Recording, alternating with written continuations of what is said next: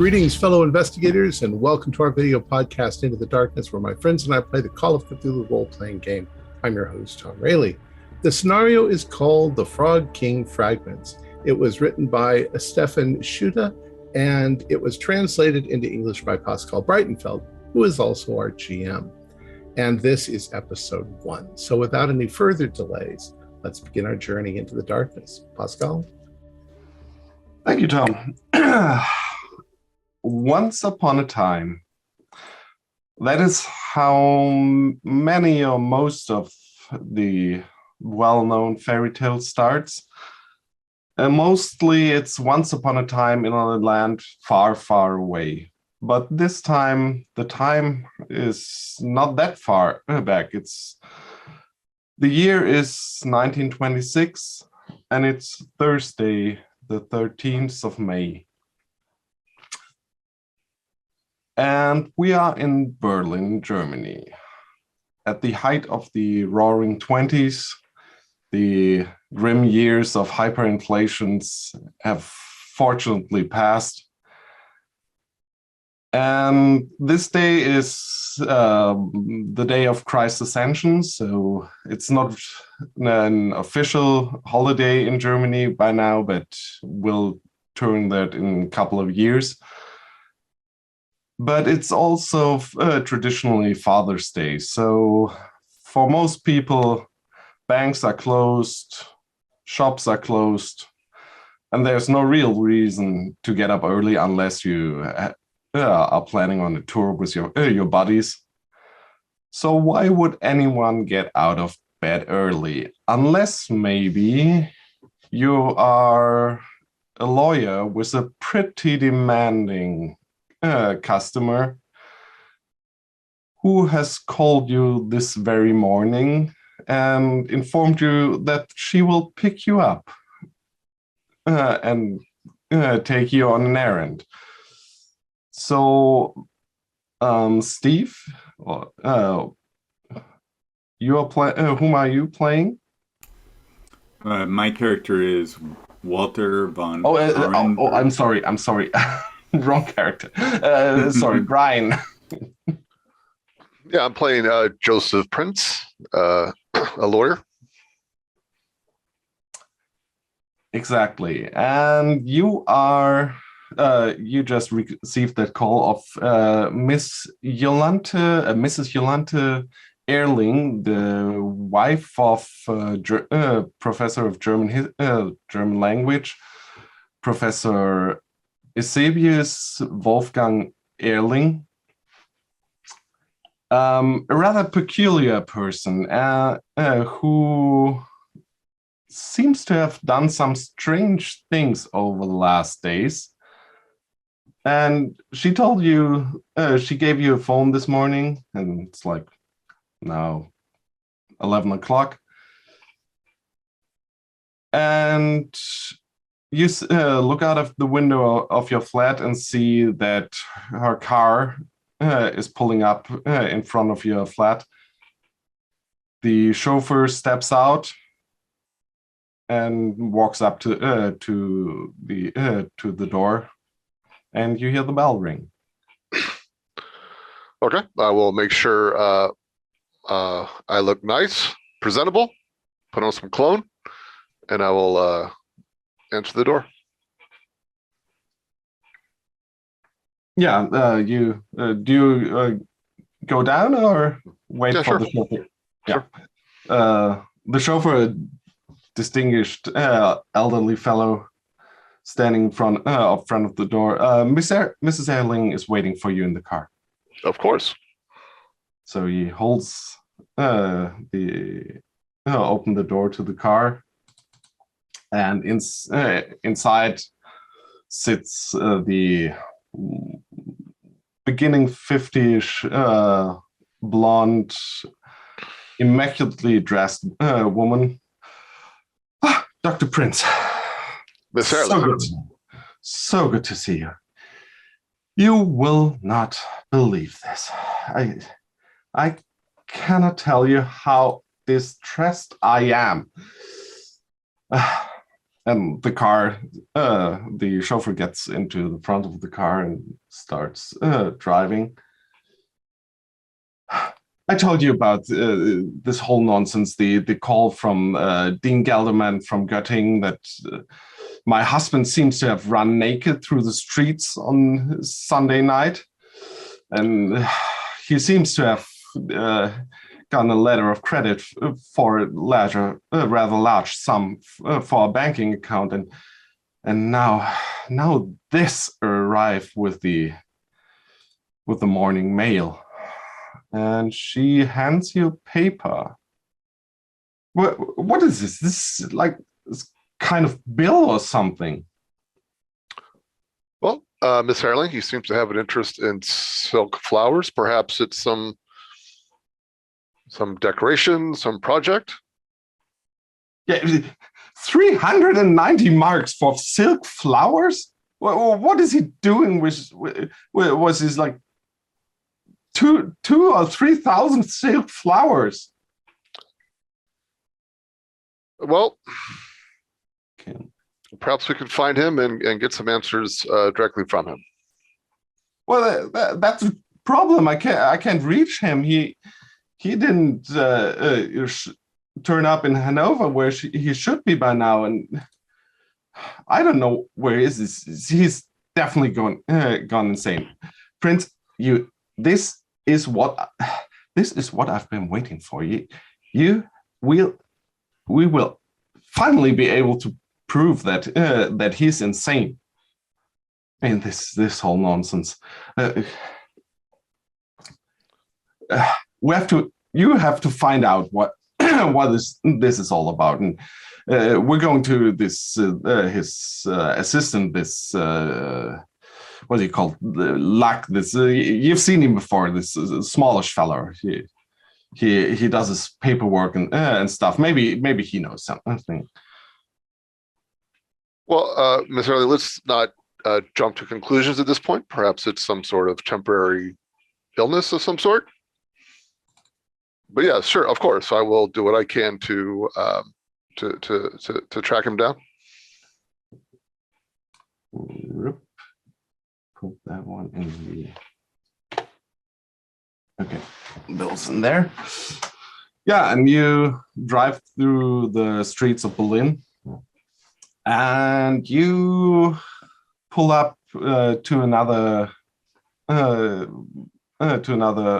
living building, not really as nice as yours. You live in like an upper middle class area, and this is rather shabby area you entered, and the chauffeur opens the back of the car and helps Mrs. Erling out. She basically pushes his arm away. I can get out the car myself. Thank you. Oh, and here she has a note, a piece of paper in her hands, and like, where's this? I think that it's in the through the courtyard. We'll have to go there. I'll step out of the car and I will grab Miss Erling's arm and escort her to the destination.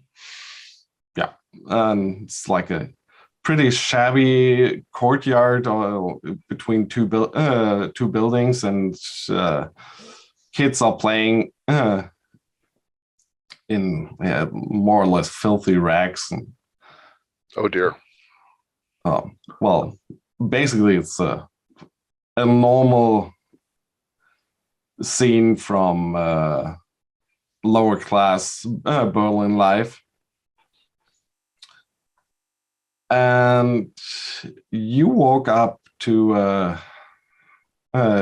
door, and there are a couple of signs next to the door, but there are no bells. The door stands ajar, and one of the signs you recognize the name Hans Luck. You know, that's the research assistant of Professor Erling. Has my character met him? You have met him at the Erling's house. You've seen him once or twice, but you didn't really take notice of him. You said the door was open, slightly ajar? Okay. Well, it looks like it has no real lock. It's like it enters into the hallway and to the stairways. Okay, I'll knock on the door and shout, Mr. Lack. How early is it? Well, it's like 11 o'clock. You have basically slept in. Your apartment is on the first floor.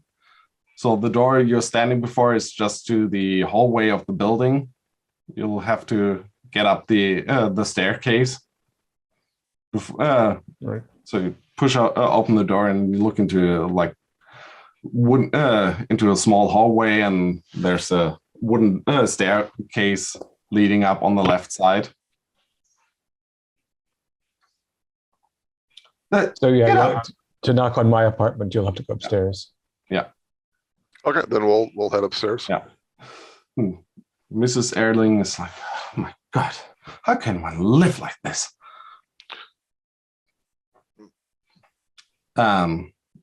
You're standing in front of the door and you're knocking?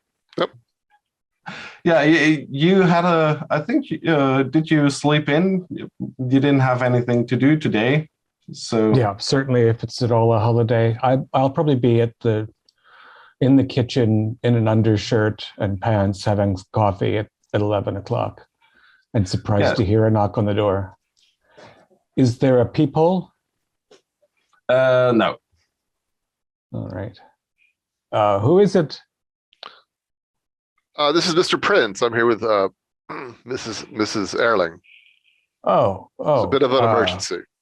Right. Oh, just 1 moment. Sorry. And I'll hurry into the bedroom and pull on a button-down shirt and tuck it into my pants.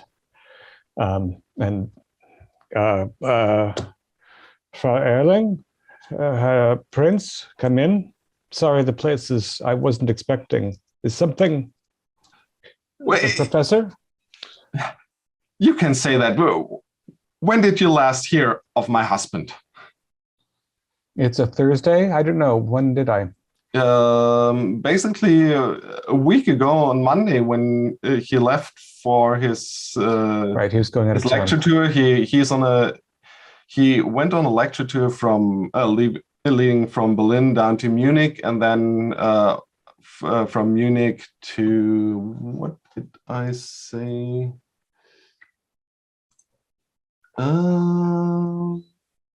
Let me see. From Munich to Frankfurt, then Göttingen, Hanover, and Hamburg, and he has been away since last Monday, and you expect him back next Monday. Yeah, so I didn't hear from him. I wouldn't expect to. He's Göttingen now or something. Come again? I didn't expect to hear from him. He's somewhere on the tour. He might be in Göttingen now or something. Yeah, he should be in Hanover by now, but he seems to have gone insane. What I want from you is that you get into his office and look through his papers, and you'll stay there until I or Dr. Prince will call upon you and give you further instruction. I have to know what he's been up to lately. You understand? I understand. I don't know that it's properly my place to go and look through his things. I think I can. You receive your salary out of the pocket of my husband, and I can. I am very well in the right to tell you what you have to do for this salary. Am I right? Or do you want to discontinue your engagement? I think we can come to understanding. I think without threats. I will go and look through the doctor's recent paperwork if you think there's something of import there. But I would like to speak to him as well. Yeah, do we know where he's staying? I in would Hanover? like to. Yeah. Do you know where in Hanover he's to stay? He was just Maybe it's in the office. There'll be some look it up. paperwork. Yeah. Very well, Frau Erling. I will go to the university. So she basically turns around on the doorstep and walks out. Prince, come with me. Oh, of course, Miss Erling. Well, kind of smile at Mr. Lack and head out the door. Mm-hmm. Well-trained puppy. Unbelievable. She basically storms out of the building back into the car. Yeah, I'll sit down and finish my coffee. Well, Prince, I tell you what, I'm gonna drop you off at your place. You have those. Didn't you have any contact with some what they call those private investigating types? We need help in this. I fear. Yes, I know a private investigator by the name of Mr. Henning. He's a very quality individual. I'm sure he would provide some assistance. Yeah. Set up a meeting with him, and I can't stress this enough. This has to be handled delicately. Of course. I can't have any more talk about my person. Of course, I'm sure the detectives will handle it with the utmost discretion. Yeah. So she basically drops you off at your place and tells you that that you're to call her when you set up a meeting, and then get the Mr. Lack as well, that you can meet with the investigator and discuss what's there. Okay. So do I have like a phone number for the detective? Yeah, you have a phone number for the PI service, and you try to call them. Sure. Pick up my phone and yeah. But they don't answer. You basically what happens is that you try multiple times over the course of the day to reach them. They are not always in, so and they don't have a secretary or anything. Answering machines aren't invented by now. Someone should get on that. Do I know where their office is located? Yeah, you know where their office is located. Is it nearby? Could I get over there? You could basically walk there. Okay. Or you can send them a note that they should call you. This is what you usually would do. I'll walk over there and I'll be prepared to leave a note if they're not there. Yeah. Well, they don't seem to be in. Okay. The office doors. There's a sign that says "Closed for the holiday." Yeah. All right. Out on business. I will leave a note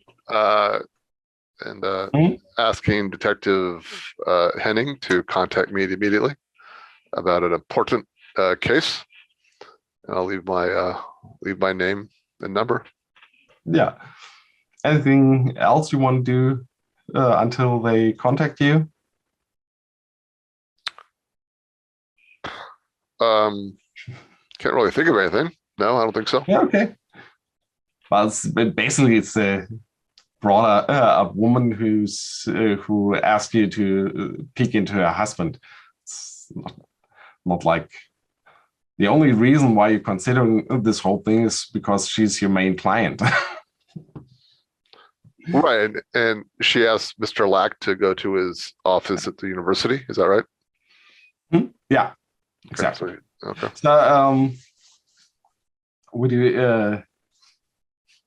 We can jump to Hans Lack for a moment, and you get to the university at the the office.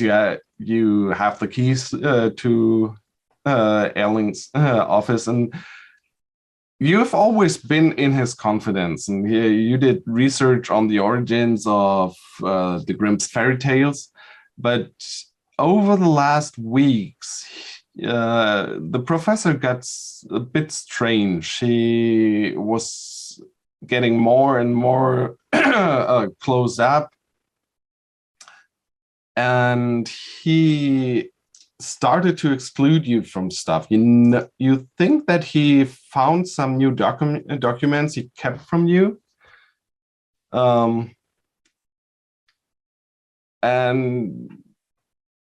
but you think he took them with you, most likely. Mm.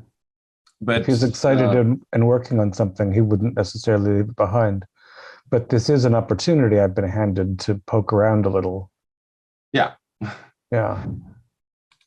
So I'm going to, first things first, I'm going to look for his itinerary, what hotel he's staying in. Things, he probably has some kind of schedule on his desk. Well, he usually keeps a schedule in a leather-bound book calendar, but he keeps it with him. But on his desk you find like a list with the hotel bookings, and you see that he let me see.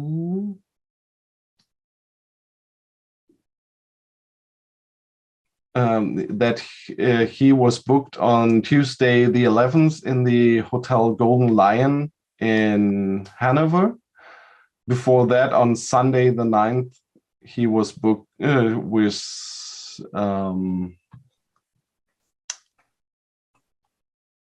let me see. No, you don't have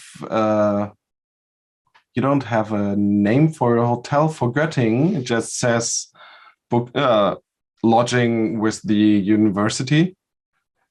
Hmm. And for Friday the 14th, he would be booked in Hamburg at the Hotel Hanseatic. Hmm.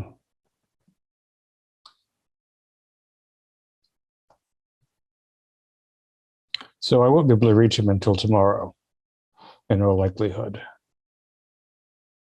since he could be anywhere at the university. It's not as though I can call a switchboard. Mm. Exactly.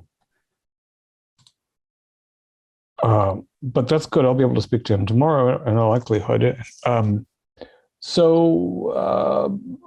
I guess I'll systematically start looking through recent papers. I, have a sense of what his work flow looks like. Yeah, you actually find some stuff. One thing you do find as you look through things, the transcript he made for his lecture he was going to hold. Linguistics or motif research, fairy tales and myths in the crossfire of Germanic scholarship. Dear Dean, ladies and gentlemen, I'm pleased by having been offered the opportunity to speak to you this evening in the venerable halls of this venerable university on a problem that has occupied my research work in the field of German fairy tales and legends for years. Generally, in our scientific field, the occupation with such trivial subjects is only considered justified if it serves Germanistic or linguistic interests. But it is downright ridiculous to assume that innumerable generations of people would have taken the trouble of an oral tradition in the past solely in order to provide scholars of our time with research material about the distribution and development of the verbs sweep and brush, for example. It would rather seem not even one of our fairy tales would have survived to the present day if countless people had not found them worthy of being retold for their content. In an epoch in which doctors are finally beginning to deal with the content of our fantasies and dreams, fairy tale research must therefore not stand back from finally turning to motif research and considering the events reported in legends and myths as, even if distorted, images of a once experienced reality, the linguistic research in its traditional sense has, in this context, to be considered as no more than a scientific auxiliary discipline. At this point, they will have to carry Goldenman down the aisle. It's handwritten in the notes. The arrogant bastard. Oh, Eusebius is pissed about something. The lecture continues that even the forefather of our discipline, the great Jakob Grimm, had considered himself with this problem. I would now like to demonstrate by means of an example of my most recent research, which are based on letters that I discovered only recently in the Prussian State Archive in Berlin. Through the kind help of an archivist there, it was even possible for me to borrow these important documents written by G's own hand for a short time. So I am now able to present them to you following my lecture in the original as proof of my thesis. And more handwriting. I nearly had to resort to violence with that intern. Somebody never even read the letters. Wagner, maybe? It was at the beginning, it continues. You're used to his handwriting. Right. There would be a wager. It would be wager. Oh, I see. I wager he never even read the letter. Yes, yes. It was the beginning of the last century when J.G., at that time still a young scholar, on a heart's journey, visited, among others, the places Goslar, Seehosen, Husen, Langelsheim, and Luther am Barenberger to gather material for his later famous collections of fairy tales. Fortunately for science, he used to discuss many of his research results, at least in the years 1809 and 10, by letter with his younger brother Wilhelm. He had fallen ill with influenza at that time. So that today we have a glimpse into his working process. We shall deal here specifically with a fairy tale which, according to G, was told in one of the small towns he visited with significant and, as he thought, inexplicable deviations from the version known to him and also to us today, the tale of the Frog King. Each of you will certainly be sufficiently familiar with the well-known version of this story from blissful childhood days.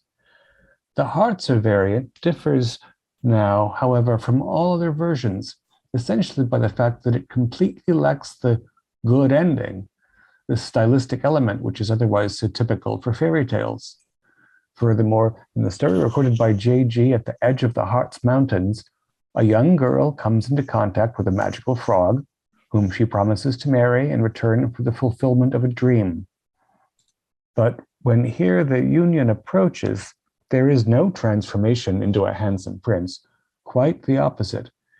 It is rather the case that the sinister groom, having assumed human form for the performance of the wedding rites, transforms back into a monstrous frog during the consummation of the young marriage.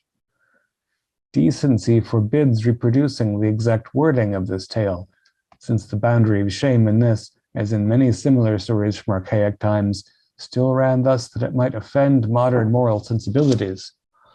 Suffice it to say, then, that the final transformation of the strange consort into a monster is triggered by precisely that violent hurling against the wall, which, in its well-known version, introduces the happy ending. Here, however, the monstrous husband then only demands his marital duties more vigorously, and finally he drags his unhappy young wife down with him into his own cold undersea realm. The fairy tale ends with the warning not to get involved with those who promise to fulfill one's most secret dreams. How, now, is this account to be evaluated? Already Jacob Grimm has been unsure about that question, and up to this day, research of the symbolism of dreams and the subconscious, areas of experience which, in my opinion, resemble the world of the fairy tale, is far from being completed. That, however, only a dedicated motive research Motif research can bring clarification here rather than linguistic investigation of the question whether our frog prince was now at home in a well or a pond should hopefully have become obvious. I thank you for your attention. That's a bombshell. That is basically the most interesting thing about his research that you can find. There's lots of background stuff concerning it. Mm-hmm. He didn't leave copies of those grim letters. He took all of that material with him. You can find one. Okay. And it essentially says that. But you can do a spot hidden for me.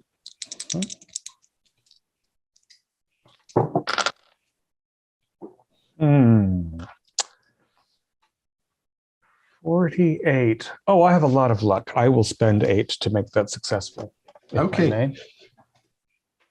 So in that case, the office has often obviously been cleaned while he was away. Like the waste basket is empty and everything, but under the desk next to the waste basket, you find a crumpled up piece of paper. So he was going to throw this out. Okay, it's a letter he received from Academic Journals Publishing House, the editorial office for Myth and Language, from Frankfurt, 427. So a couple of weeks ago. My dear Professor Erling, it is with great regret that I have to inform you herewith that I do not see any chances for a publication of your article on fairy tales in its present form. The unanimous rejection of your theses by all the experts consulted also prompts me to the well-meant advice that you, for your part, should hold back more than before with unproven theses and polemics. The discovery of new documents of Grimm's scientific work, if the letters mentioned by you really prove to be genuine, would be truly spectacular and glorious enough. That you have preferred to sully this historically, philologically important find by the urge for personal self-portrayal, I consider for my part only hardly excusable. However, should you change your mind and decide to give consent to an uncommented publication of the documents you have found, please let me know. Yours faithfully, Doctor of Philosophy Hans Linde, editor. Well, it's pretty stern. So basically, you spent the whole day looking through this, the office of your boss, and we'll switch to the other 3 characters. Sorry, it took so long. So Karl Henning, Daniel Lieberman, and Walter von Arenberg, you had been on a nice day out. Business isn't too heavy right now, so you took the day off. And with Daniel's friend Walter visiting. Hell, I had too many windows open. Time walking in the park and then went out and lunch and We do some dinner. It's always a good time when Walter can cover most of the food. And why don't we go back Best to for my friends. why don't we go back to my office now that it's getting late and have a little drink and we can talk to you about some of the you are very interested in some of our cases. We haven't had a new one in like a few weeks, but yeah. Yeah, but we got some really good old ones. Oh yeah. I'd love to read through them. It's but perhaps not all night. Let us well, also no, plan we to won't have stay up all some night. enjoyment later tonight. I mean, we kind of got work tomorrow, but it was nice to have the day off. I hope nobody was trying to call us all day while we were out walking about. But you know, not everybody takes a vacation. You got to do that once in a while. Yeah, and you get back to the office, and as you open the door, there is a note from Mr. Prince. Oh, him again? Yeah, what's he want? Apparently, it's very urgent. I'll give him a phone call. Yeah, your phone rings. I'll pick up my phone. Hello. Mr. Prince. This is Carl Henning. I just got your note. We were out all day because of the holiday. Detective Henning, thank you for getting back to me What can I do so for quickly. Yes. A dear friend of mine is in need of some assistance.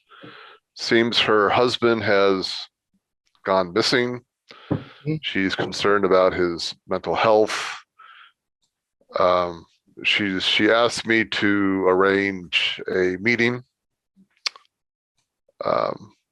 with myself and your team, and I believe one of her husband's students is expected to be there as well.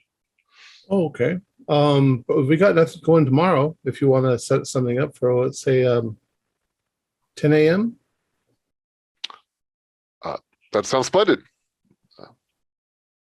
Where do you want to meet? Do you want to come here? Wait, Brian, the Miss Erling was pretty firm on she wanted to meet today. Oh, did she say today? Yeah. Well, Mr. Henning, my friend wants to have this meeting today, if that's acceptable to you. It's late afternoon. What time is it? Well, it's like evening. 4 or 5 o'clock in the afternoon. It's a holiday, sir. But who is it? Who is the client? She's the wife of a local professor. Professor Erling is the man who has gone missing. Professor Erling. Hold on just a moment. So they want to meet today. You want to sit around the office and wait? What's the case about? Maybe it could be It's interesting for me as missing well. professor. His wife is concerned that he's missing. He's probably having an affair with some sweet little Fraulein. I'm sure that's true. I remember the one time. Where it was just he wanted that one guy that wanted to paint the mountains for like 2 weeks straight. But I got him on the phone. Do you want to? Can he come over? Bring her over? Unless she has like a place she wants to be, why not? It's the office. She should go here. Yeah, come over. Bring her over. Yes, let me. Thank you, Detective. Let me get in touch with her, and we will give us a call back. Of course, We'll be here. We'll be here. Of course, thank you. Yeah. All right. So, do I have a contact for Miss Erling? Yeah, sure. You can call her up. And then she also wanted Hans Locke there as well, right? Yeah, and she you've got she gave you the number of Hans Professor Erling's office. Okay. Then I will make the necessary phone calls. Yeah, and so basically you arrange that you all meet at the detective's office. Okay, so it takes like an hour and a half until all parties are gathered. Yeah, hopefully it's not come right in, Mrs. Arling. I'll call it. Yeah, the aforementioned stern, blonde-haired woman comes in together with Dr. Prince, and I guess you picked up the student.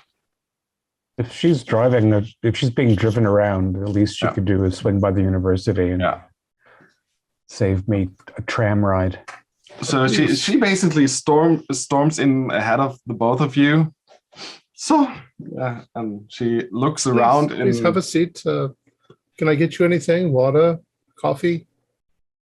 I'm not intending to stay that long. She brushes off the chair you're offering her. I am Carl Henning. This is my assistant, my partner, Daniel Lieberman, and this is our friend Walter von Ehrenberg. It is a pleasure to meet you, Frau Erling. We've worked together to solve a number of very substantial cases. What can we do for you? I was told your husband's missing. Okay. I guess it's best if I start from the beginning. My husband has been acting strangely for quite some time. He's neglecting his social duties, and basically it's been horrible for years already, nearly unbearable. But he's on a lecture tour. He left on Monday. Oh, sorry, no, Monday on Sunday, the 9th, and he was to have a tour from Munich over to Frankfurt, and then Göttingen, Hanover, and lastly to Hamburg, and everything seemed to be in order until this Monday. On Monday, I received a call from Dean Gelderman of the Germanistic faculty of the University of Göttingen. And he told me that he was able to keep my husband's exploits out of the papers, but the university was not going to pay his lecture fee and is considering legal steps. It seems that my husband has been running around at night through the streets of Göttingen. I can't even say this, in the nude, shouting stuff, and since then he hasn't been seen. May I ask you a few questions for my understanding? Does your husband, does he drink to any excess? Not that I know of, but it could be possible. Does he indulge in any kind of recreational drug use? I hope not. So you've never seen him do this at home? No, I can't you would say he's normally a very sober man. Well, he unless he's talking about his fairy tale nonsense, yeah. Fairy tale nonsense? I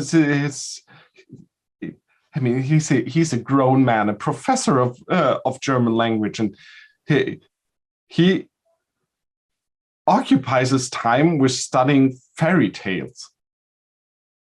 He's a professor. Yes, the language professor. Completely legitimate area of inquiry, of course. Of course. Interesting. So, please continue. So the next thing I get is a call on Tuesday, and it's from Hanover University, where he was supposed to go next, and he didn't even show up there. They were inquiring if everything's all right with him, if anything happened. What was I to say? I don't know what happened. Well, Frau Ehrling, perhaps this is a matter not for a private detective, but for the police. If he's been missing since... Are you insane, young man? Not at all. The last thing I want is a public scandal. No, I think we need to... What if he's in danger? I think we need to cover all of our bases. He could very well be in the hospital. Yeah. It sounds to me like he may have had some sort of damage. He sounds exactly like he's having thinking. some mental challenges that the police are not best suited to help with. Yeah. I have some training in this area, and I can assist my friends here. I can assure you too that our discretion is complete. We won't talk to anybody about this.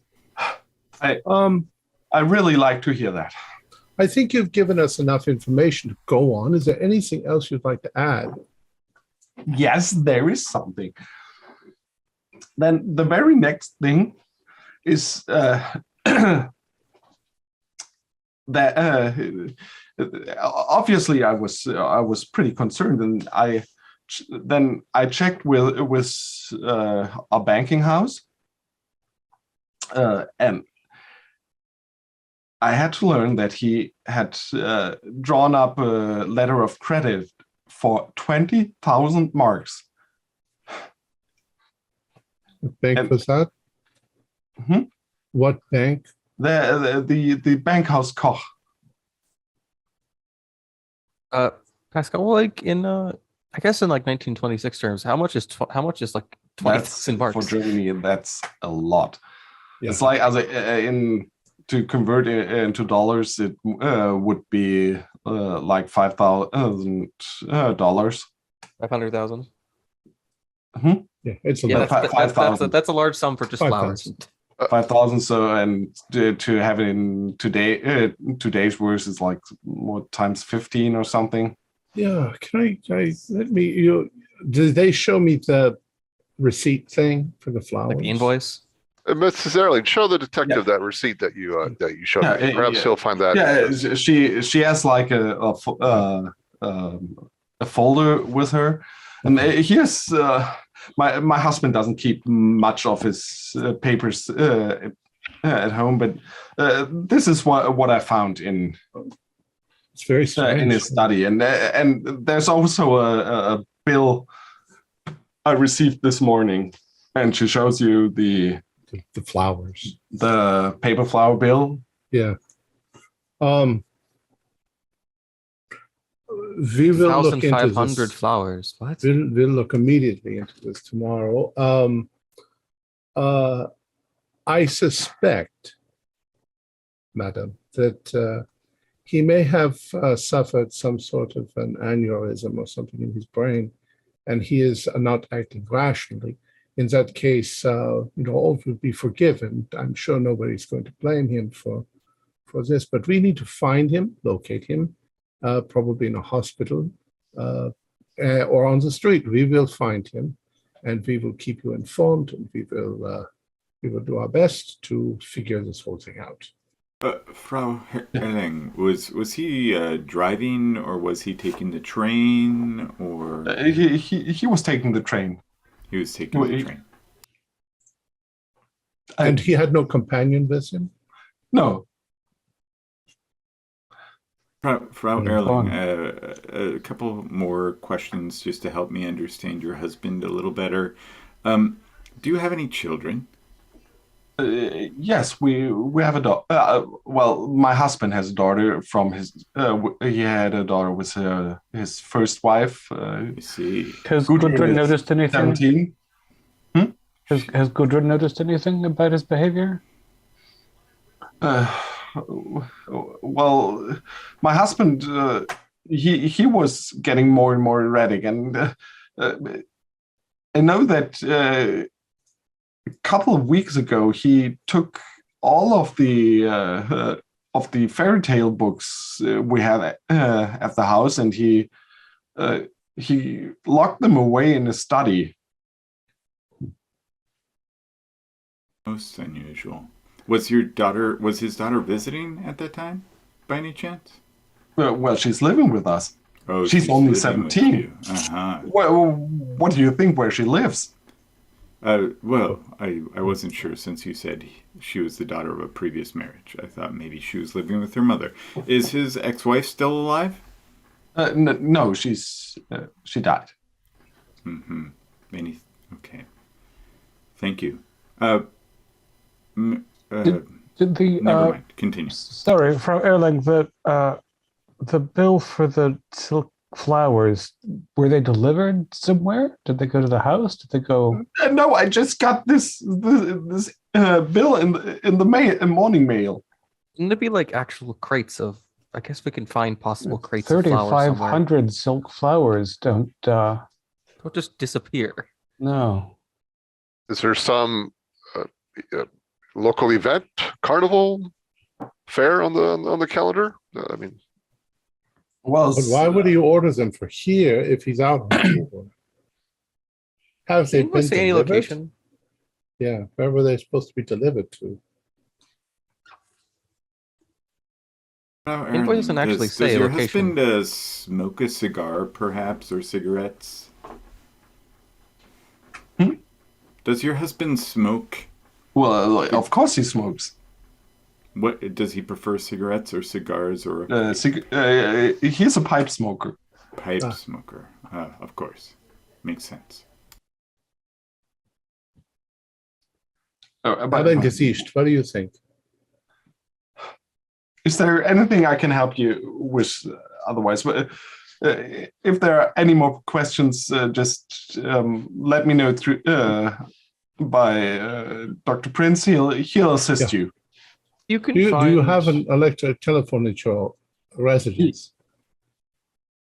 Yeah, we have a. Of course, we have a telephone. Can you write that down And for me so I can want get... to stress again. I couldn't care less what people in the in those backwater areas like in Göttingen who goes there anyhow says about my husband, but I won't stand a scandal here in Berlin. So I need to stress that we have to that you have to use the utmost discretion. Absolutely. We'll do our utmost best to Then, step through. gentlemen, and she gets up. Oh, actually, Yeah. here earlier, before you go, if you can, could you contact the people that sent you the invoice to find out where they sent all those flowers? Let us. If we can. It's your job. What do you think I'm going to pay you for? Unbelievable. And she just It's usually walks used, yeah. Like, is it normal for an invoice to not send to location? I tell Joseph before he leaves what our fee is, so that he knows. Well, she leaves. She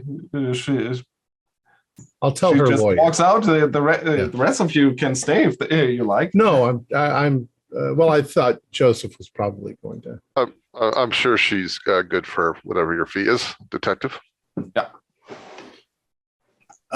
This is quite strange, but Well, he's clearly slipped into the oral stage of psychosexual development. aren't we all? I think at least it's worth checking, I guess, the last place in his lecture tour that he showed up in, if he showed up at all. Well, we know that he was at Göttingen and that's where there was trouble. I know where he's supposed to be when he arrives in Hamburg tomorrow, but that won't be until tomorrow. If he was supposed to take a train, I guess we can also see if anyone even saw him there at the train that day. Do you, as professional detectives, do you have contacts at train stations, or is that the sort of thing that happens only in fiction? No, not necessarily, but It varies. We can go there and see if he's purchased a ticket and showed his identification. Well, you can't go all around the country, just lickety split. The one thing that's bothering me the most is the whole artificial flower thing. I mean, if he had a woman on the side, and I look over at the door where she's left, and I'm like, not so sure that's not out of the question. Don't think he needs enough for like an entire festival. Yeah, why would he buy artificial flowers? He'd buy some nice. Well, you're 35. I'm 3,000. surprised you can even buy 3,500 silk flowers. I Yeah. mean, that must be more Like than from a a shop. clown shop or something. I don't know. It sounds like it's like multiple shops you have to buy out. You know, they would probably know all about it at the shop, because who comes in and orders that kind of stuff? I guess, yeah. I guess. Does the invoice say where it was the store it was? It Or is it says just the invoice? The name, yes. And perhaps you could phone them, Carl. Well, it's a holiday and it's late, so I don't think they're going to be. This was there. yesterday, so I guess that's tomorrow. Their phone may ring and not be answered. You But got if it back answers- to the Frau today. Maybe maybe people are buying flowers for Father's Day. It's late in the evening, folks. Father's Day is over. And there's still You can the, call if you want, but That's still the folder with papers she left. I guess I'll on start skimming desk. the folder, yeah. Hmm. Yeah. Let's have a look through these papers. So Interesting. who's taking a look? Well, they're on. I sit down at my desk. I'll hand them over to Daniel. Narbengesicht. It's him. Well, there seems to be quite a lot of scientific mumbo jumbo, like, about wordings and historical meaning of places, but so you can't really make heads or tails of it. Locked. You worked under this man, right? Yes, I've worked with the professor for years. Could you make do of any of this? Does anything look unusual? Well, as you flip through, most of it is like handwritten notes of his, which would account for people having trouble reading it. But you find one thing that's quite interesting, I think. It seems to be a typewritten transcript of a letter. Oh my, something very personal.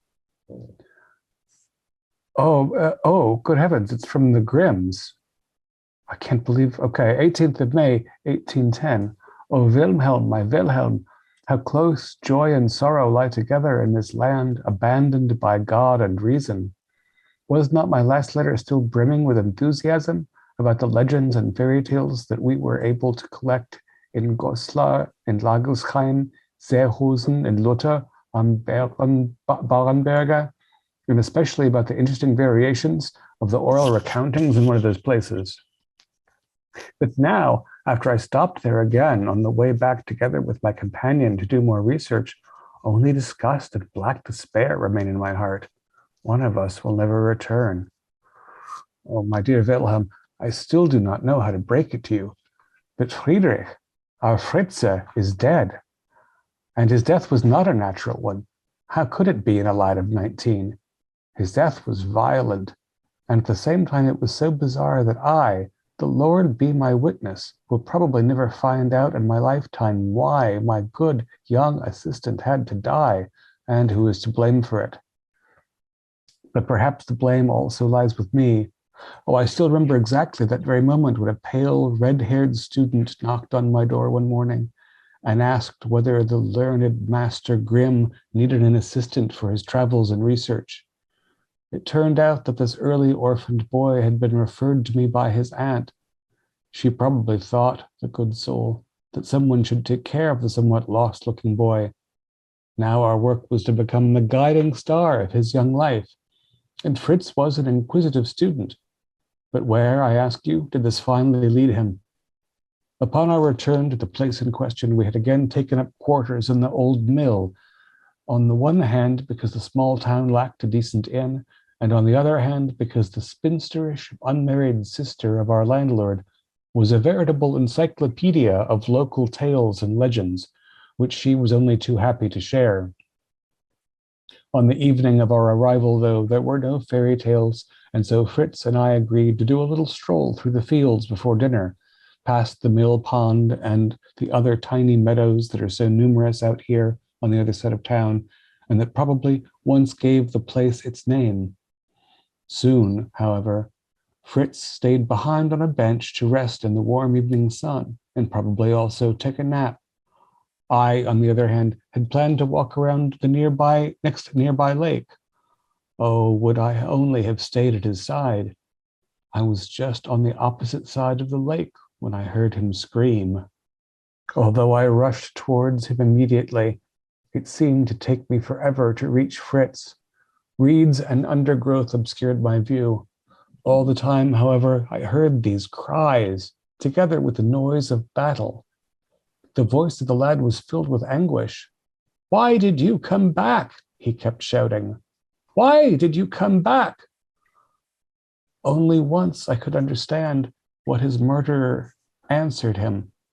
I take it upon my oath it was, "So that I can eat you better." It seemed to me at first to be the voice of an old woman, but if I think about it now, it could also have been the disguised voice of a man. When I finally arrived at the scene of the gruesome event, it was already too late. Fritz's pulses and his bowels were shredded, and he bled to death there on that miserable field at my arms without recognizing me.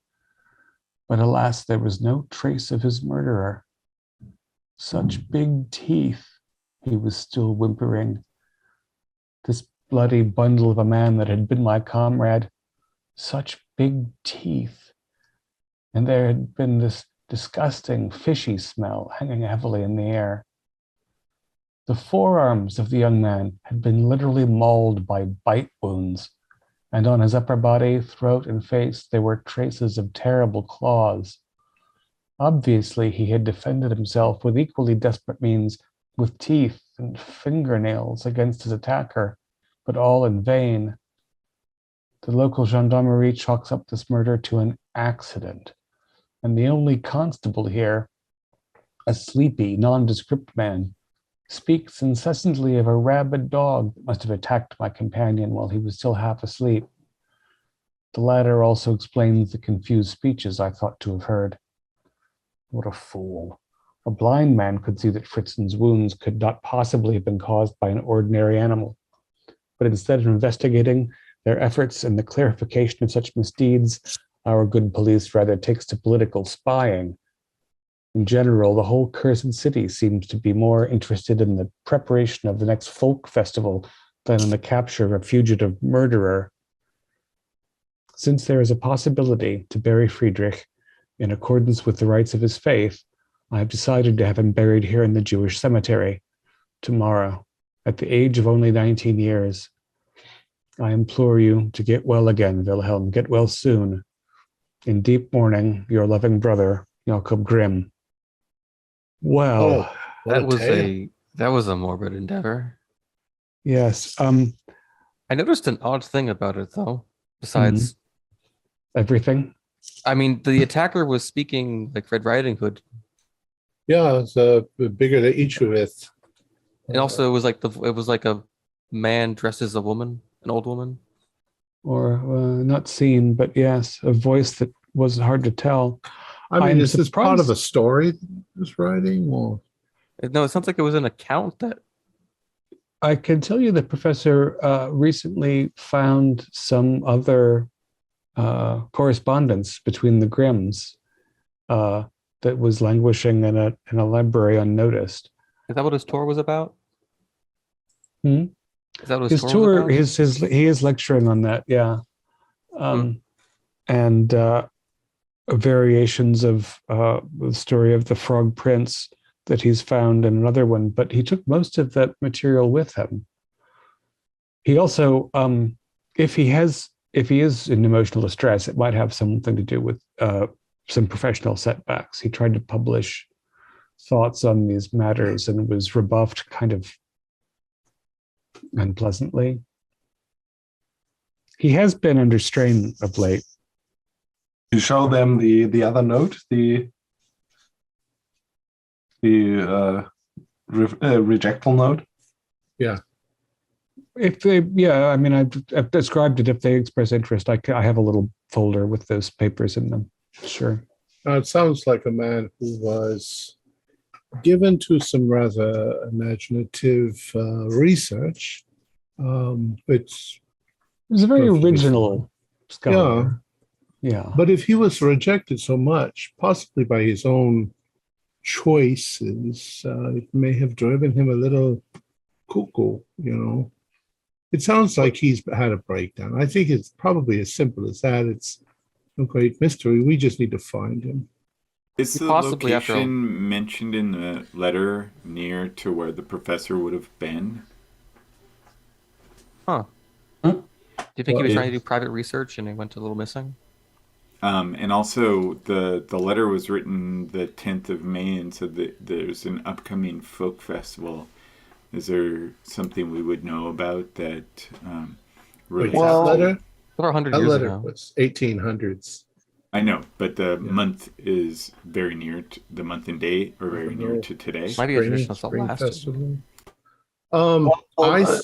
Basically, you know that this time of the year, many of the, especially of the smaller German communities, have folk festivals. Yeah, it's a good time of year. Flowers are blooming. I say our first business order of business tomorrow. We'll do some phone calls, but we should catch a train maybe to the place where he was running naked. Ask some questions, see if we can trace him from there where he went. Well, certainly, Detective, if you don't want to call a flower shop because it's a holiday, that doesn't stop you from calling a hospital. Those are open all the time. That's true. Yes, we should make see that what call. we can get. Yeah. I don't know how open they are about telling us. They might not know who he is. That's the whole thing. Yeah, do we have a picture of him? I don't know him. I guess Deadlock, you can give a description. Yeah. He would, well, and Mr. Locke would know if we identify the person. Yeah. But hey, we can definitely, you know what we can do? We can call the hospital and we can have them. You have she gave you a picture of him as well. He's quite lean, elderly gentleman with big white side whiskers. Yeah, but not really a beard here, just the big. No, just the whiskers. Fun jobs. Well, we can call. Well, how many hospitals are there? 4. Like that town, likely. We can call you. You can give them a description. I'll certainly know if there's somebody who matches who's John Doe. I don't know what you're saying. And I don't know what the German version of that is, yeah. Steve asked about the locations mentioned in the letter, if that's near where he near Göttingen. It actually is. It's basically the Harz is a little distance from the Harz Mountains is a little distance from Göttingen, but it's not that far. But if Göttingen was where he was running around naked, and that's probably where they would incarcerate him and put him as a hospital. So let's try there first. Yeah. Mm-hmm. Well, I find something else, but so you're doing find crates of flowers. So you're doing anything this night? We'll call the hospitals. Okay. Just get this. Anyone fits the description. Who's calling? Well, I'll get out the book. I'll make the call though. That's fair. Well, basically, you have to call the within Berlin. You have the phone numbers already, but for long distance, you have to go the operator. Yeah. Through an operator, and you get patched through, and it takes quite some time. Yeah. And at some point, there's the voice of an elderly woman.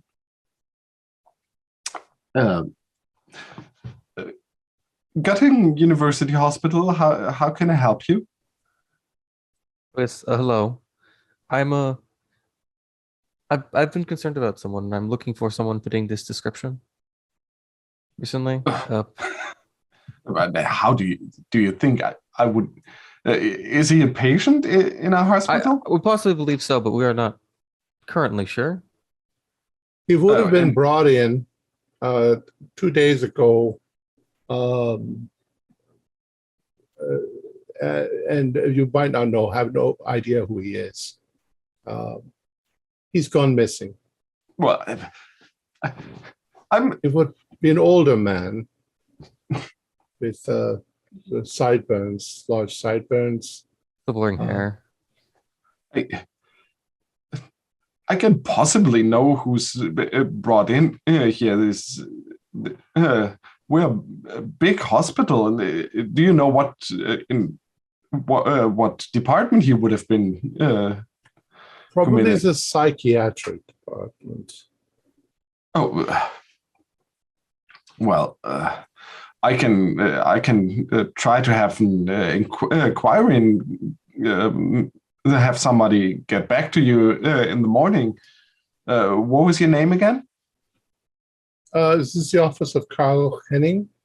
I'm a private detective, and here's the number. Yeah, you tell him, Berlin. Well, I'll have the office of the psychiatrist. I have them have a note, but I don't know if they they can give this kind of information on the phone. We're working for his wife. She's looking for him. So my guess is that he would be unidentified. Okay. So I try to have you call back tomorrow. Yeah. Thank you. So my faith in the human race is slowly diminishing into nothingness. It's Nobody very. cares. She didn't care, or she really just didn't want us to. She really didn't want to be doing anything tonight. Didn't want to be bothered. There's human life at stake here, but we'll probably end up going there and finding him. And if we don't, well, I guess we'll have to ask more questions, which is just going to be more time. We might find him faster if we were there. How long is a train ride from Berlin to there? Oh, it's what will be is like something like 4 or 5 hours. Not that bad. If we leave in the morning, we'll get there by lunch. Like I said, late lunch. Yeah. Well, what are we going to do tonight? I'm pretty tired. We walked around all day. Yeah. We want to start about 6 a.m. More like 7 or 8. Depends Where'd on the that train voice come schedule, from? I assume.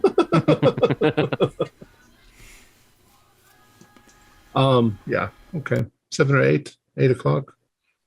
Are we planning on taking the train, or are Probably, we going to yeah. follow Probably, yeah. up some more?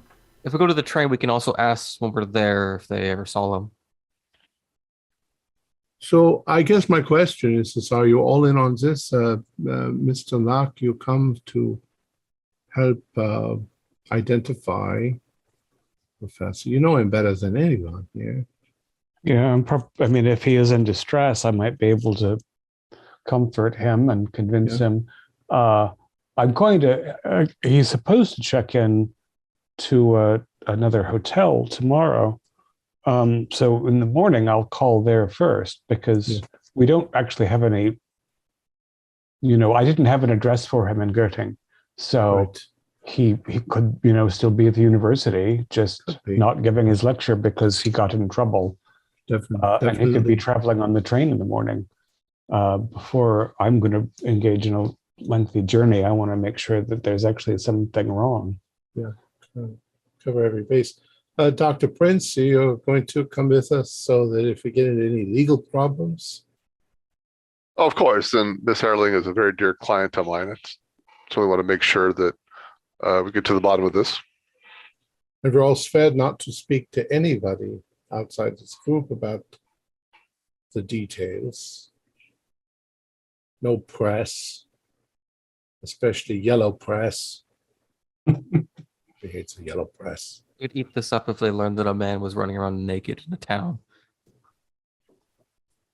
So my guess is we might be able to find him that way. Somebody probably saw the naked man running Someone had around. reported. Where did he run? Where did he go? Well, obviously somebody reported it because somebody said there was a naked man running around. They also said he was like screaming nonsense, which means like something.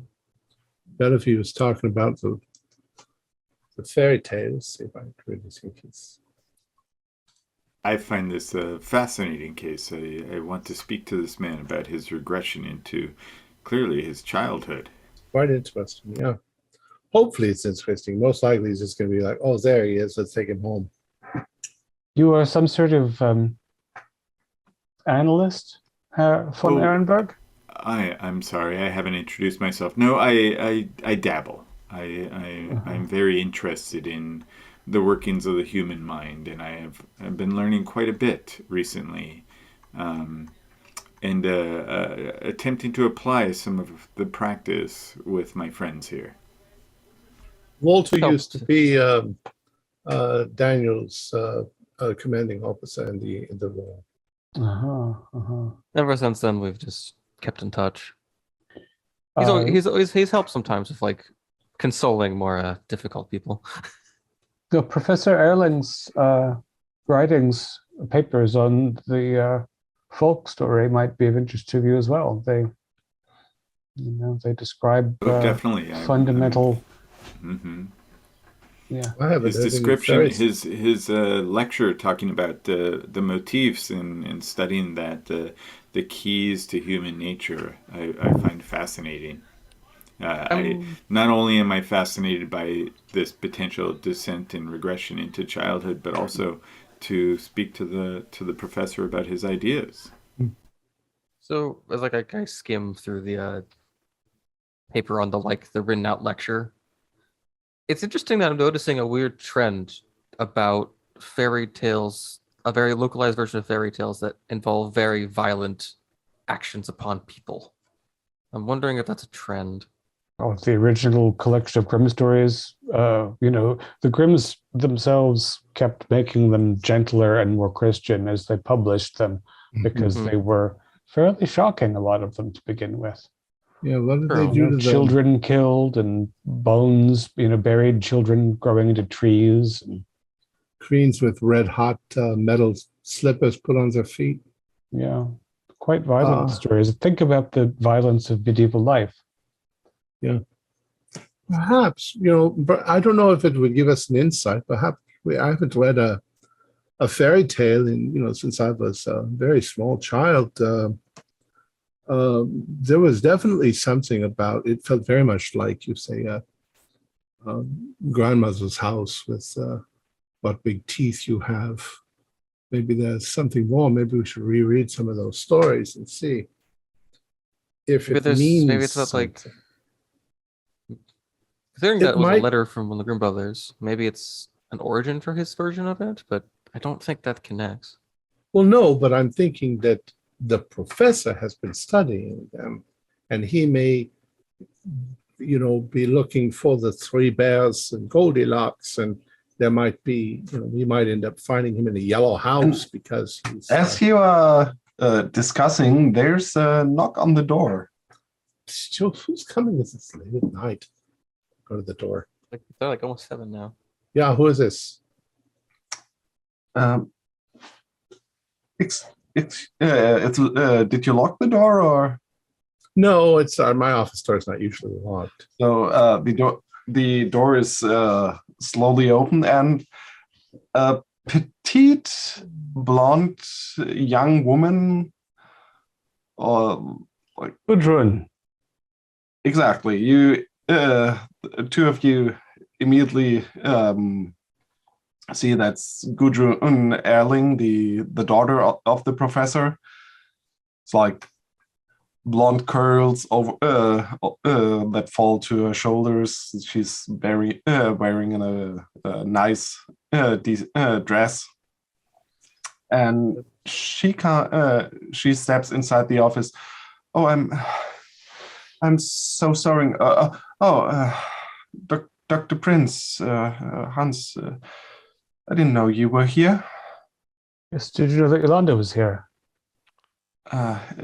Yeah, I overheard my mother that she had this appointment, and I figured you would be looking for my father, right? Of course. That's right. Have you noticed anything recently that worries you? Any strange behavior? Well, yes.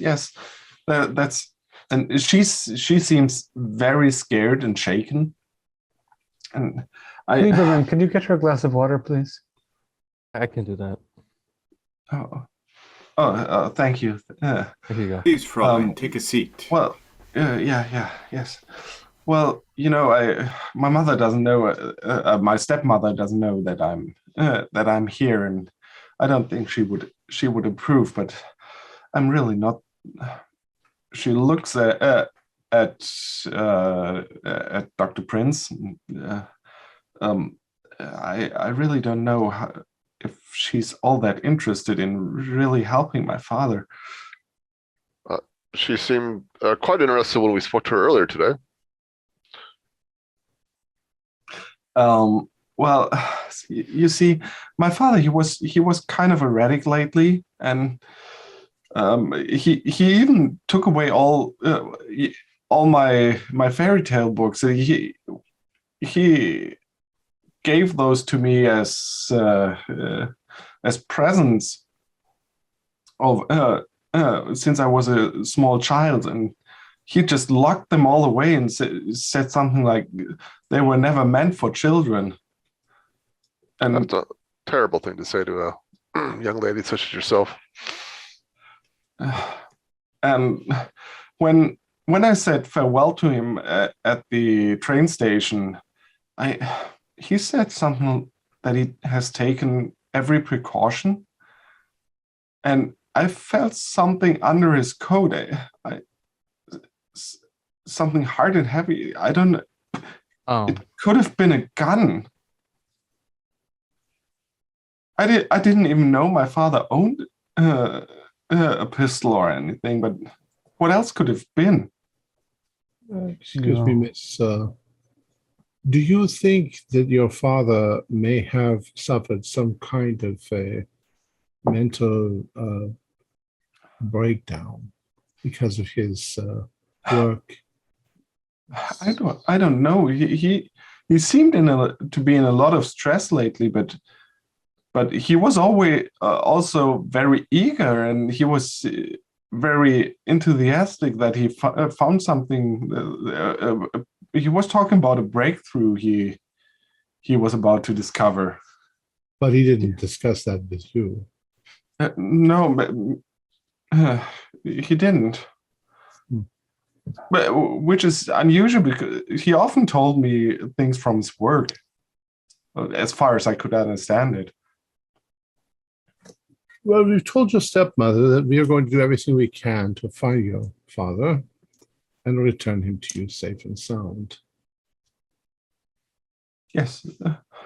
What Please. is your favorite fairy tale, if I may ask? Oh, it's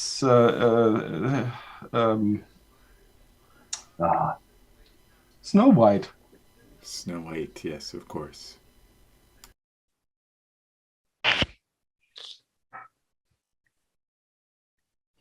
Well, But I think I should leave now. If my mother finds out that I'm here, my stepmother finds out that I'm here, and I'll be in a lot of trouble. Yes, Yes, you Mean should. towards you? Is she mean towards you? Well, we never got along very well. She's quite cold to me. Yes. How old was your father when he remarried? Or how old were you when your father remarried? I don't know. That's fine. Never mind. I was 13. 8. I was 8. 8. Young Goodard, you should hurry home before your stepmother gets too worried. Yeah. We will look for your father. yes. Rest assured, Gudrun, I'll do everything I can. I mean, we'll do everything we can to make Thank you. sure Thank that you the so much. professor comes home safe.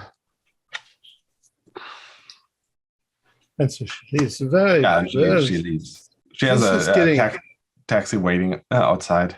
yeah. Why I mentioned Goldilocks and local walks through the door right out of a children's book. There's got to be something more here. What she said, I had a very strange feeling about the wife.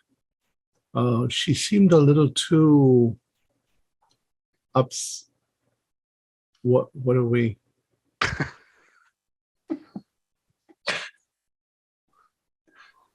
Francis, I hope you understand. I think you understand if your client's a bit, maybe not obsessive, but maybe just a bit demanding. But that's not important. Her husband is missing. How do you expect her the woman to act? Well, she seemed very concerned about her public image, not his concern. She didn't even consider that he might be in the hospital. Oh. I think it's a good idea. What do you know about her, Mr. Prince? Did she come from money, or does she require him to make some money and she spends it? I don't mean to sound insulting. You know? They are both well off. The professor is a very esteemed professor in his field. What you know is that Yolanda Erling wasn't poor when she married him, but the bulk of the money in this relationship came from Erling's first wife. He inherited quite some properties in Berlin from his first wife, and that's basically where the wealth of the family is coming from. Dr. Prinz, when the daughter marries, will she take possession of that property? I believe she is the only heir, yes. Only as long when as she marries, will she gain any property from the family from her mother's estate? Jim, am I? That's you know, you know about the financial situation. Mrs. Erling would, if Professor Erling dies, would receive quite a part of the fortune, which is due to her as the wife. The daughter would inherit like a quarter of the money, and the rest would go to the wife. But it would be quite different if they were divorced, because then, unless she would be divorced as innocent party, right. then she wouldn't receive anything. If she cheated on him, she would get nothing. If he cheated on her, she would get half or something. Or if he was pronounced insane and impossible of managing his estate. Yeah, and that's actually one thing that's different in the German law at the time, that insanity would be would make you the guilty party in a divorce. I'm not sure I care for this line of questioning, gentlemen, as if there's some scandal afoot, some plot to assassinate the professor. And he seems to be quite ill, and his family seems quite concerned. Joseph, what our job is, regardless of who our client is to get to the truth of the matter, to find out what's really going on. And if we find out that he's having an affair, then we'll tell the wife. If we find out that he's not, she's having an affair, she's going to find out that we know. We are not concerned whether we like or dislike anyone. We just have to do this. We've promised discretion, and we'll deliver discretion. But we have to ask all of the hard questions. Well, perhaps we should look into this first before we dive into this reckless accusations of this nature. Look into all of it, of course. It's to understand everything at play. Otherwise, we might miss something in the process. But I'm very tired now, and I really need some sleep. So I'm still a bit concerned that he purposely brought a weapon with him on his lecture tour. Which we don't know that that's what it was. She said she said something hard. Gudrun is an innocent girl. She's only 17. He's the only family she has. Besides, why would you need a gun for in a lecture? Yeah, unless he's was going to go, I guess, wolf hunting in the hills. None of we got. Well, you think he had a rifle? If he had a rifle, I don't think you hunt wolf with a handgun. Yeah. The other interesting thing about the letters in the lecture in the letter is that the lecture was talking about a different version of the Frog King, and the letter mentioned a certain smell that fishy though. frogs. I don't think amphibia smell fishy particularly. I haven't sniffed a frog. But it sounds as though I mean, that whole episode seems quite unbelievable. I mean, if we find, I mean, I think the only way to like check if that incident actually happened, I guess, is to see if the grave of that young man. Grave might still exist, yeah. But why we're not going to go Depends. Yeah. investigating the grim fairy tale person. We're going to find the professor. We're not getting Yes. paid to find the True. grave of somebody murdered in the 1800s. All right, everybody get out of my office. I'll call, should I call here when I have checked with the hotel in Hamburg? Because again, I might speak to him in the morning. Call if that's how it happens. Yeah, give me a call. Otherwise, show up and we'll plan what we're going to do immediately after. We'll take the midday train to Göttingen. Yeah, I suppose that's best if the hospital calls me in the morning. Very well. I'll speak to you tomorrow. Good night.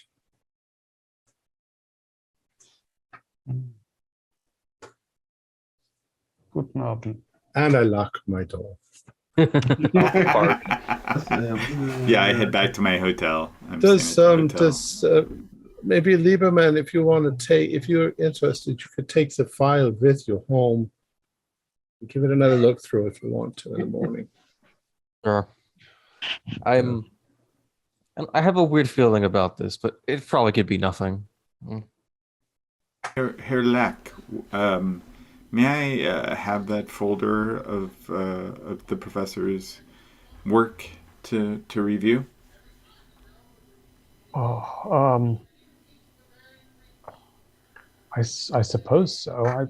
I have Thank to you, say sir. I'm a little concerned letting it out of my hands, but we'll all be meeting tomorrow. Yes, read it again. Thank you, good sir. So you'll call it a night. So Hans, you wanted to call up the hotel in Hamburg? Yeah, he's supposed to be at the Hanseatic. Maybe he'll have canceled his. I don't know that he would check in the first thing in the morning, but it's worth seeing what they know. So via the operator, you get the Hotel Hanseatic, and it's a young man answering. How can I help you? Hello, I'm calling from Berlin. I work with Professor Erling. He has, I believe, a reservation with you today. I'm wondering if he's arrived. Let me check, Professor Erling. Yes, we have we had a reservation. Oh, he's canceled? He canceled earlier this week. Earlier this week. What day do you know? I'm sorry, it's not noted here. Just okay. He just canceled. It must have been within the week. He's on a lecture tour, but something's come up, and we're having a hard time reaching him. I'm very sorry. If we hear from him, shall we give you? Yes, I'll actually give the Henning's number because I'm probably sharing a phone down the hall with 18 other people. So I'll give him Henning's number, and I guess I'll call. I'm gonna have to fish all the coins out of my patched pockets to make these long distance calls. I'm gonna call the university at Göttingen, and I guess there'll be a department of German philology. Yeah, I'll probably even have the professor who the name of the professor that contacted. Yeah, that's Erling. Well, you know who the big names in the field, and the in Göttingen would be Dean Gelderman, who's heading the department. Okay, yeah. So I'm gonna call his office and see if I can figure out anything else about Erling's erratic behavior and last whereabouts? Well, you call up his office, and his secretary answers. And when you ask, you ask for the dean in general, or if you? Yeah, I'll say that I'm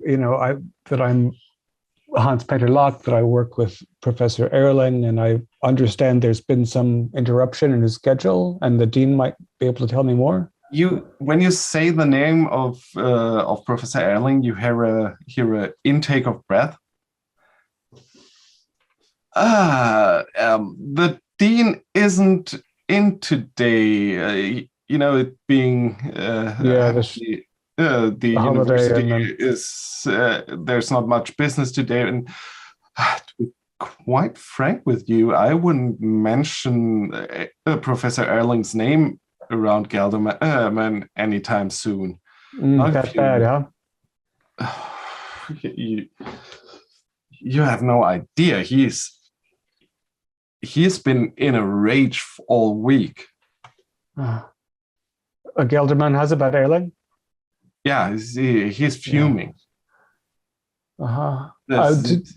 I know that he was never a fan of having him for this lecture, but there must something happened at that lecture, and Gelderman is. If you just mention his name, he goes straight through the roof. Oh, wow. I'm very sorry to hear. It sounds like it's been a stressful week for you as well. Then, do you know if Erling left the campus? I mean, I suppose he was expelled. I haven't heard of the professor. Let me check. He was. I have the bill of his. Where do I have this? To jump. I have the bill from Mrs. Stock for his lodging. She seemed to be quite indignated as well. Who's staying with a woman named Stock? Adele Stock she's the widow of a professor, and she rents out rooms for the university sometimes. And so she might be the last person to have seen him if he packed his bags and left from there. Oh, that's quite possible, yes. Okay. Well, thank you very much. You've been very helpful. I might be seeing you. A few of us are on the lookout for the rampant professor who's gone wild. But you've been very helpful. I'm sorry that you've been in such trouble. Never mind. Best of luck to you. Many thanks. Have a good weekend. So the others, what are you and are all of you doing? This must be the next day. Yeah, it's the next morning. I am not thinking about the case at all. I'm having breakfast and getting ready to go into the office. If I thought about the cases all the time, I would go start raving mad. I'd be running naked through the streets. And I'm probably I was probably having breakfast and probably over, I guess, a pastry and then like some coffee, reading, I guess, the folder just to refamiliarize it so I don't have to like check it every time I want to remember what it says. Yeah. So, Jim, my character is very keen on this folk festival angle and all these flowers that were ordered. So maybe if there's time, do some research or what have you, ask around about any kind of festivals in that, I guess, in that area where he was last seen.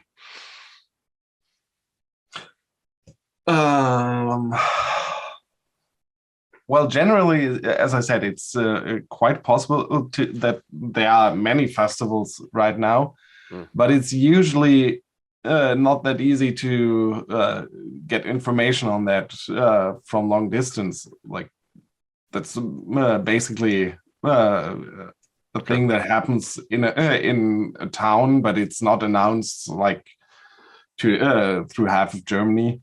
Right. It's country stuff. But it's at least feasible that there will be a festivals. Basically, it's season for the traditional shooting festivals. In Germany, there are basically every town has a shooting club, and this is the season of the year when they have their festivals. Okay. I wanted to take a look at the folder that the student gave me to try to review to see if I could find out any more related to the breakthrough, or why the professor felt he had to take every precaution, including having possibly a gun. And then, well, you don't find many personal things. It's mainly transcripts of texts. You would think that he must have other documents, because this is basically like the basis for his research, but his research notes are largely missing. interesting. Maybe he's keeping them with them. Or perhaps at home. Yeah, and then, of course, sleep a nice night in my nice hotel and have a grand breakfast and find my way over. So you reconvene at the office, or does anyone want to contact anybody else? I have made all the long distance calls I can possibly afford. We'll reach out to the florist when we get to Göttingen. Or I do call back to the hospital. Mm-hmm. I'm going to assume that I'm not going to have to deal with the same person that was there last night. Most likely not. Do you want to try to get patched through any specific department? The emergency department. There's such a thing. Basically, I don't know if responders are a thing. You'll have like you know how the hospitals would work. You know the University Hospital of Berlin, the Charité, where you have like all the different departments like internal medicine and surgery and psychiatry, and they are basically secluded hospitals. I see. And you would guess that with another in Göttingen would be the same. I'm thinking also that after 3 days, if he was running around naked and a bit violent, they might have taken him to a sanitarium. Mm-hmm. So I'll look up and see if there's like a sanitarium in the area where he supposedly ran around naked. Well, actually, the university hospital has a psychiatry and sanitarium. So that's where I'll call. Psychiatry department, then, yeah. Yeah, you have the voice of a young woman answering the phone. Good morning. How can I help you? Yes, I'm Carl Henning. I am a private detective.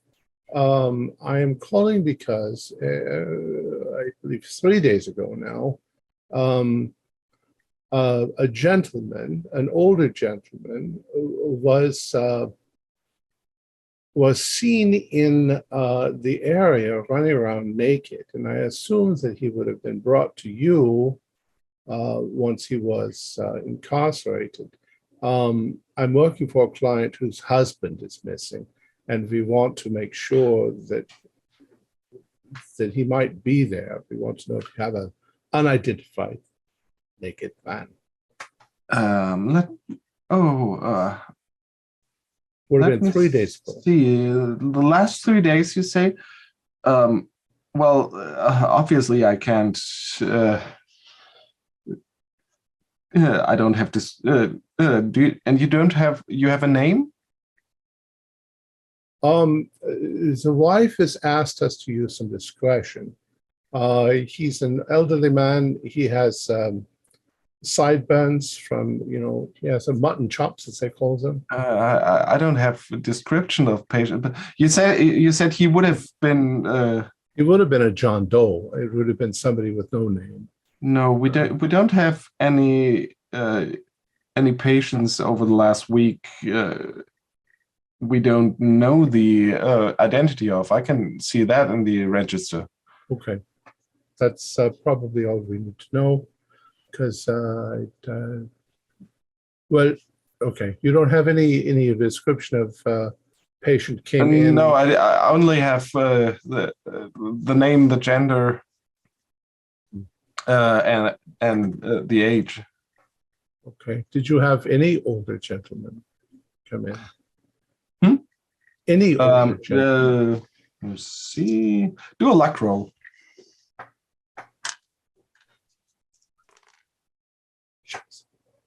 Wait, what's my luck? Success? I'm looking to see. Oh, yeah, it actually is a success. Okay. No, there's no older gentleman who's been committed over the last days. All right. Thank you very much. You've been very helpful. No, not a problem. I hang up. And then I go to the office to meet everybody. So you all reconvene there. Yeah. With a nice Like pot for of more coffee. phones? Oh yeah, I got a cup for you. Here you go. Oh, thank you very much. Hans, I was looking through the professor's papers you gave me last night, and it seems that there is a great deal missing. Might he have stored his material either at home or taken it with him?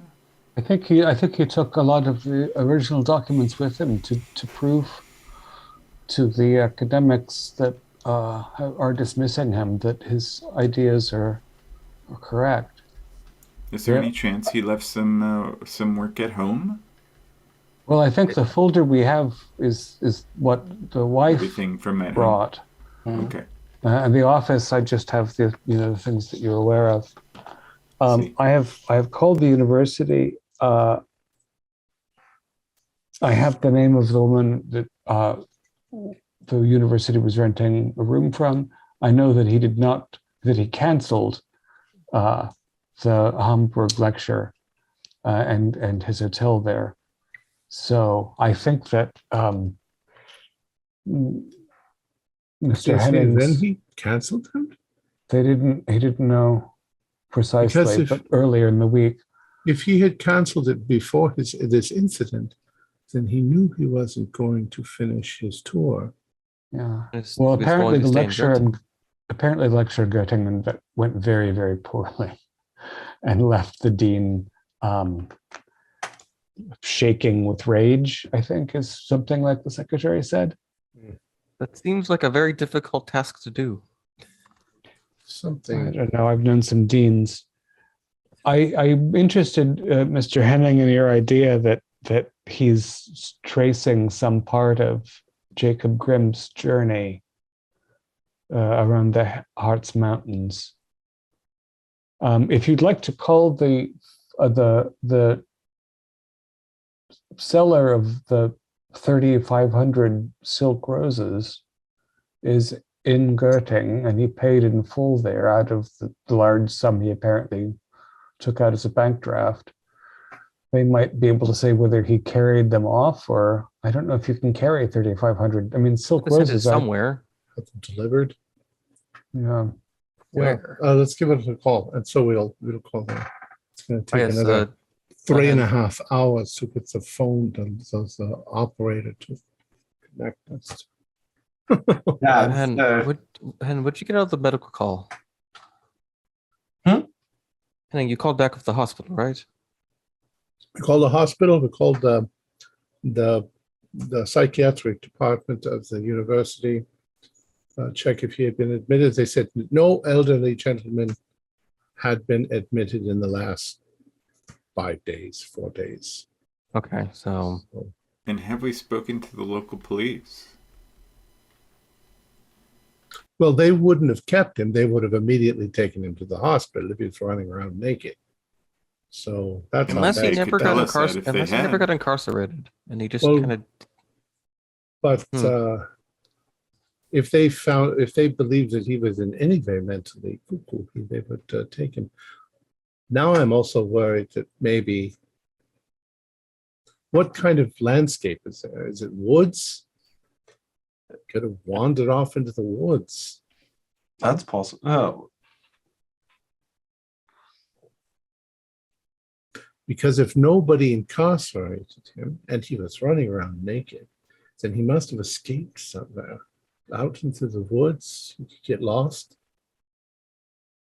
And it's been 3 days. I assume that I don't.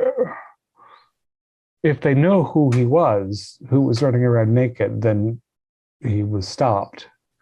It's not as though a stranger from Berlin is seen running down the street, a naked man with mutton chops, and everyone says, "Ah, look, it's Professor Erling." unless they No. identified what he was screaming about. But that's not even mentioned. No, I think that he was subdued and probably went back to the rooms that were rented for him, and he probably packed his things. And it was only on Wednesday that he bought the flowers. I guess we have to go ask. He wasn't naked when he bought the flowers, or I think the receipt would probably make a note to that regard. I don't think we're going to figure it all out until we get there. So I agree with the let's make detective. some calls, what we can, and then we got to go. so someone's trying to call the flower shop. and basically you have to go over the operating again, and they call they ring you up once they have the connection, and you have who's on the phone. Let one of them do it now. I'll do it. Maybe the lawyer. Actually, yeah, sure. Sure. So we're calling the shop that sold him the flowers. Is that right? Yeah. If they were sent to another town, that would suggest where he went. Okay. So I will. I'll give them a call. Yeah, and a man is on the other end of the line. Johann Papritz here. Yes, sir. My name is Joseph Prince. I'm a lawyer here in Berlin, and this might be an odd question, Yeah. but apparently you had a customer recently who ordered a very large number of silk flowers. I think Oh in the yeah, past yeah, week or yes, so. the professor. Yeah, yes, Professor. Yes, The- that was something. I mean, we sell these. We produce these kind of flowers, and we usually sell to like hotels and festivals, things like that. And he was very strange for a professor to call in that he orders such a big amount of silk flowers. He was in luck that we had any in stock. Anyhow, he basically bought my whole inventory. Well, I've heard your flowers are some of the best in the country. I must. Of course. You would turn to your business. Did he mention why he needed so many of these flowers? I have no idea. No, it was pretty strange that, and basically he paid them in full, but he forgot the bill. So I thought I best send it quickly to the home address he gave me. It seemed to have reached you, right? Yes, through his wife. So the flowers that he ordered, were they delivered somewhere? Did he Did somebody No, pick them up he- in person? He ordered them by phone on let me see, what was it, on Wednesday morning, and at noon he picked them up. He came with a basically a big horse cart, like a carnival cart. I think it's one of those that folks use for as a shooting gallery. I'm sorry, GM, can you repeat that last line? Shooting gallery? Yeah, like a shooting booth, with those air pressure gun rifles. Like a carnival event kind of Yeah, thing? yeah, exactly. I don't know if he's planning on some thing at his university. I think he said he was from Berlin. I don't even know why he's. So he arrived at your business to pick up these flowers in some sort of wagon that looked like a carnival event kind of. Yeah, right. Ask him what Exactly. he looked like.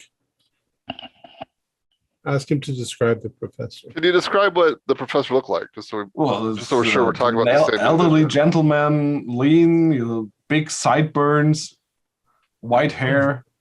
No, starting to bald. And you haven't seen anything of the professor ever since, or heard anything? No. I see that tells us that he might be very well right there at some festival. Well, thank you, my good man. Next time we're in town, I'll be sure to come by your shop. I can't promise I'll buy 3,500 flowers, but perhaps a handful.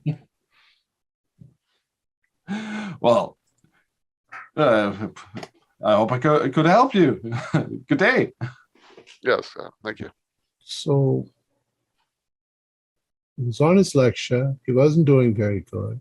He met a young woman. She took him to the festival. He bought her a whole bunch of flowers, and now they're romping naked in the fields somewhere nearby. I I think- understand, Henning, that your experience leads you to assume that infidelity is the source of most human misconduct. But You You see know, the the filing professor cabinet is- over there? We have at least like two of those drawers are just infidelity cases. Most human conduct is related to sexuality, whether we know it or not. But I'm not saying that he's an older man. I don't think it's that. The but- professor is an older man with a younger wife, and a very innocent and sweet daughter. I Yeah, think what that is I wonder if he didn't suffer some injury. Can't a rap on the head cause you to sure? make strange decisions? He's been Actually, I under don't think stress. we ever asked you. What do you think of that relationship? Were they happy? Were they not happy? Are you asking me or? I'm asking you. Yeah. Well, You worked with him. if her principal permit me to speak frankly, I don't know that Frau Erling is as devoted a wife romantically as one might hope for. I think she's charming and intelligent, and she has respect for the professor. And I think she also has respect for the style of life that he can afford to present her with. Man that can buy a cart full of flowers and then just not care about it.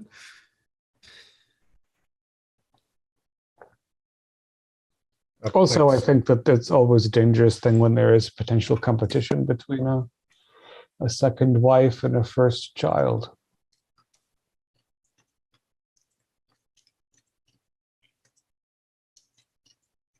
So you're planning on anything else, or you're planning to go on a trip? I think we need to go there. We had to go there and Gotta go ask them there. more questions. Yeah, Herr Prince, I think you'll be buying the train tickets from your fee. Yeah, Yes, you of course. have funds for. Expense. Yeah. Do we need to do anything before we leave Berlin? I'm assuming that there isn't a train in the next 20 minutes. No. It's like next, you call up the train station, and the next train to Göttingen is like in 2 hours. You'll need accommodations there, perhaps. Packing. I've already did packing the rest of my things. Yeah. So I think that is, we have 2 hours. Yeah. So it's, you make your travel preparations, and we'll make a break as you board the train to Göttingen. Excellent. How easy is it in 1926 Berlin to buy dynamite before a train journey? Actually, can we in case. Actually, You carry it on a train. Can we buy a long gun? Let's buy some rifles. Actually, we'll just get them there. Well, if you have the right connections, you will get it. The interesting thing in Germany during the Weimar Republic is that it's the first time in German history that guns and weapons and explosives are really regulated, but there's a whole bunch floating around from the war. So legally, it's extremely hard to have firearms, but and black market wise, it's very easy. It's easy. Well, and like even in the United States, it would be easier to get dynamite the farther away from the city that you went, because also the weirdest farmers thing is, use it to blow up stumps and the weirdest thing is in the 20s, at least in the Americas, I know is like you could just order Tommy guns in the mail and they'll deliver it to you in like 2 weeks. In the US, yes, no problem. Yeah. All right, let's finish it there. Our players included Brian Ridge, David Gasway, Max Stoll, Steve Anderson, and myself, with Pascal Breitenfeld as the keeper of the secrets. We have a Discord server where you can chat with our other members. You can set up private games, and you can learn the finer arts of gameplay and game mastering. We provide audio-only versions of our shows free for you to download from Podbean or iTunes. If you'd like to help support our show, please visit our Patreon account. Just $1 a month helps us a lot. Like, share, and subscribe to our channel, and punch the bell icon for updates on our latest shows, and leave us some comments. We enjoy reading them and answering any questions you might have. This is Tom Rayleigh, together with all the members of our gaming club, inviting you to journey with us once again into the darkness for another adventure into the universe of H.P. Lovecraft and the Call of Cthulhu role-playing game. Until next time, good luck, good gaming.